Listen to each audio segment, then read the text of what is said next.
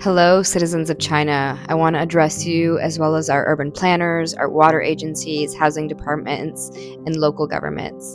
Today, I want to make an extremely important public service announcement about our rising seas and severe flooding. Due to rapid urbanization, many of our cities are now covered in impermeable surfaces like concrete and asphalt, which means that when we have high rainfall events, due to climate change, the earth is unable to absorb this water. Additionally, 550 million people live along the coastal cities in China and are at increased risk due to sea level rise. In order to mitigate these risks, we are investing in a policy called the Sponge City Initiative of 2013, and our goal is to have 80% of urban areas absorb and reuse 70% of the rainfall by 2030. This is a nature-based policy solution called the Blue Green Infrastructure, or BGI. BGI uses the concept that the earth is meant to act like a sponge that can slow, spread, and soak water into the ground that replenishes aquifers with rain gardens, bioswales, green roofs, wetlands, and riparian buffers, as well as parks that can double as stormwater collection basins. In pilot cities like Wuhan, Xiamen, Shanghai, and Pyeongchang, they have successfully installed wetlands, rain gardens, and permeable pavements in districts, and monitoring data has showed that sponge infrastructure significantly improved stormwater retention and flooding conditions. These pilot cities were able to absorb 70 to 85% of the rainfall locally, which reached and surpassed the national target. One of the major debates around this policy is whether blue-green infrastructure is sufficient enough to handle major rare storm events that have become more common due to climate change.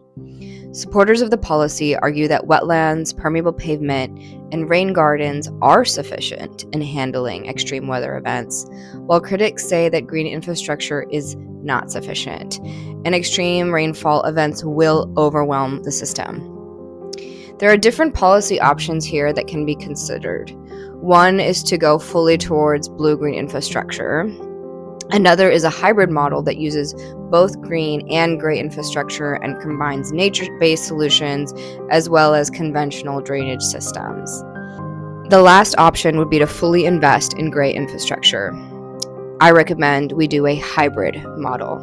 Another debate around this topic is whether green infrastructure can keep up with the pace of rapid development and urbanization in China.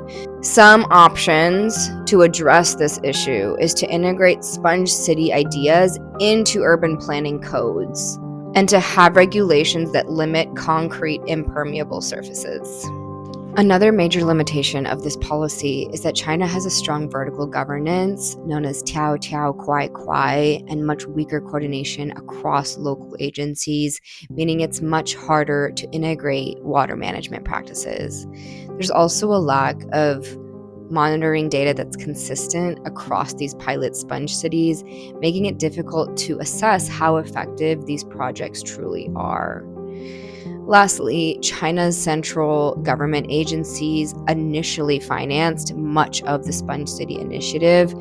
However, now the central government is financing only 10% of costs and expects the private sector to finance half of it. Some improvements to this policy would be to plan for rare extreme rainfall events that would need more robust flood control systems like overflow channels or underground basins.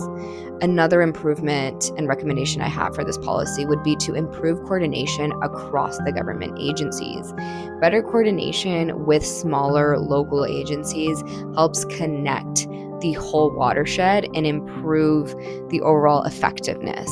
I also recommend to increase public engagement of these projects, which would improve social and political acceptance and increase participation in implementation.